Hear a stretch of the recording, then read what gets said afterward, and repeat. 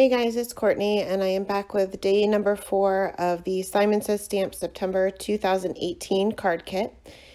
Today I'm going to be making a shaker card, so I'm going to be starting with my background, and I am using these Arteza or Teza real brush pens.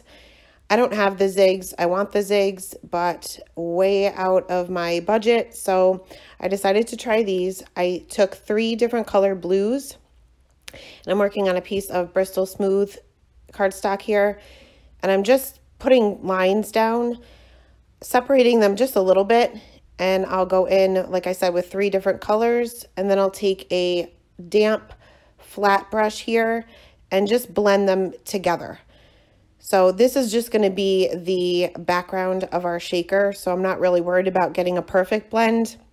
I just wanted it to be really colorful.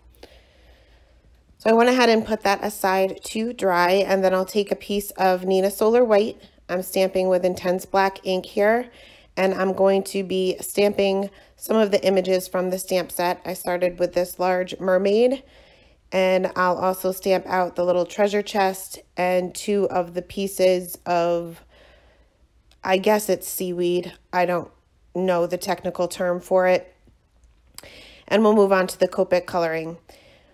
For her skin, I'll speed this up a little bit because I colored her skin the same way as I've been coloring it for the last 3 days.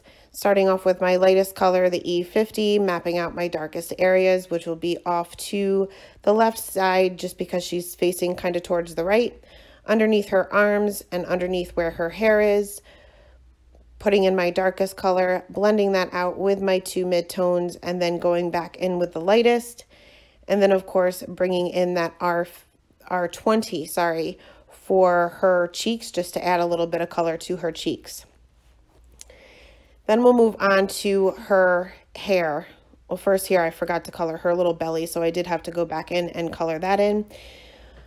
But we'll move on to her hair, and I'm coloring her hair bright red, not a realistic red. When I think of a mermaid, I think of Ariel, and she has red hair. So this hair intimidates me. Hair is difficult to color anyway, but her hair, these hair on these images are pretty difficult. And this image itself was actually the hardest for me. So I'm not going for a realistic look here. So we're going to go with a really simple way of coloring her hair. I'm coloring the entire area with my lightest color, which is an R22. Then I'll move on to the darkest color, which is the dark red. It's called dark red. And I'm basically just tracing the lines with just the tip of my marker, barely touching the paper. I don't want these lines to be very thick, but I'm just tracing them. Even the little twirly, curly pieces there, I'm just tracing those black lines from the stamped images. Then I'll move on to my darkest mid-tone color and go over those same lines, only just making them a little bit thicker now. This is the this will be the R46. And just cutting down that highlight area a little bit further. Again, those little curly pieces, I'm going directly over those. Once my darkest mid-tone was down, I'll move on to the lightest mid-tone color, which is the R27, and make those lines even thicker. The R27 and the R46 are very similar. I think the R27 is just a little bit more bright and blends well with the R22. So again, just making those lines a little bit thicker, and then I'll go back in with my R22 and cover up the entire area. Again, this is not a realistic look whatsoever, but I did find it the easiest way to blend her hair.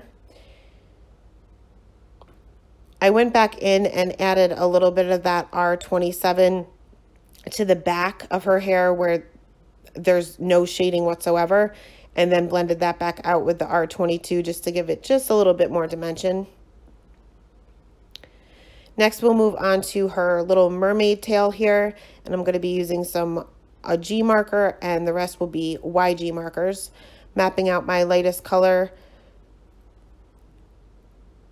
and then moving on to my darkest color and just basically putting a line there, and then underneath her hair that would cast a shadow as well. Moving on to my mid-tone colors, which are YG markers, which you can definitely blend most G markers with YG markers.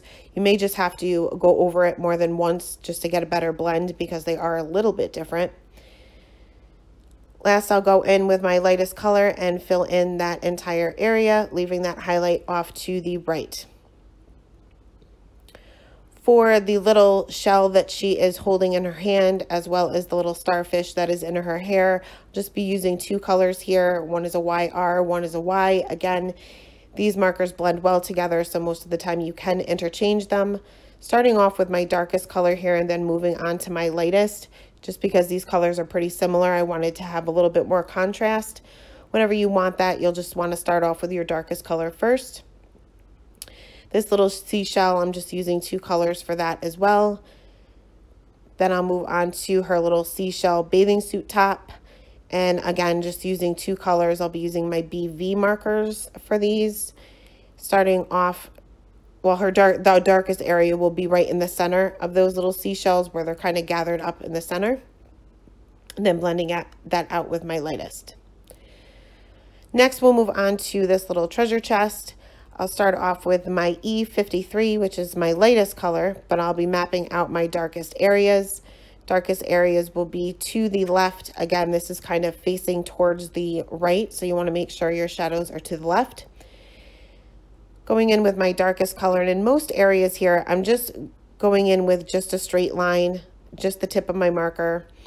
Underneath the lid, or the top, I guess, of this treasure chest, it'd be pretty much, the entire thing would be dark because there'd be no light in there.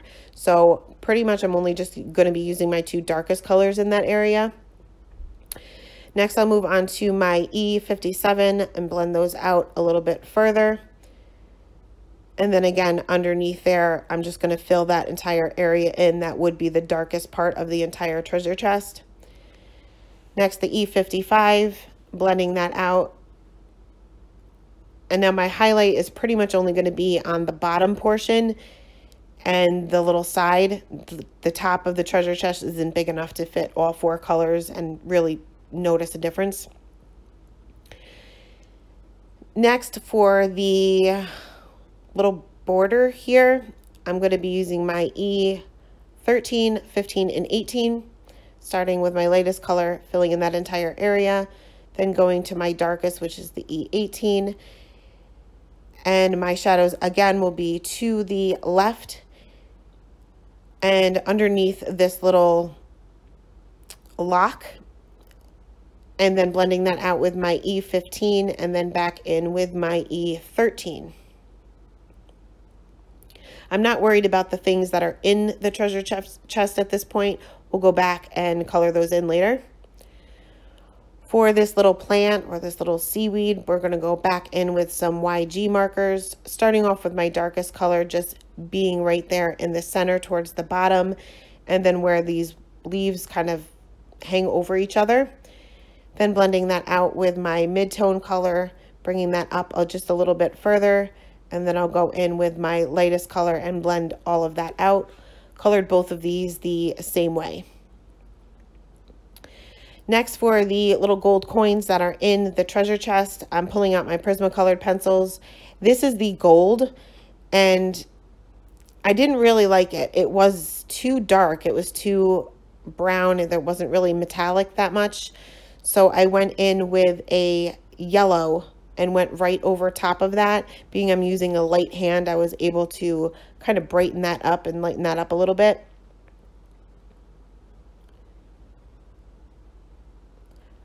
Once all of this coloring was done, I took a white gel pen and just touched up some of those areas where her hair kind of bled outside of those black lines.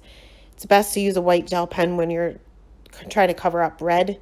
If you use your colorless blender, you're just going to spread it. Next, I went ahead and cut those out, and we'll move on to assembling the shaker. I took another piece of the Nina Solar White cut down to 4 1/4 by 5 1/2. And I'll be using a oval die here from My Favorite Things. I was going to use the smaller one, but I ended up using the second to largest one. And I just went ahead and die cut that. This will be the frame for my shaker.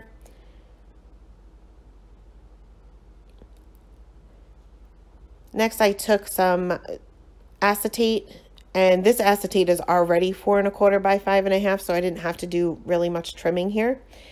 I'm using some strong double-sided tape here to go ahead and adhere that down to the back of my panel of the Neenah Solar White.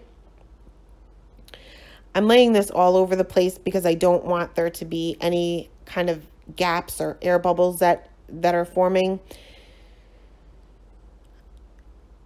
And I tried to line this up the best I could, but there was a little bit that was hanging off the side and to the bottom of the panel. So I just took my scissors and snipped that off to make that even with the card panel itself.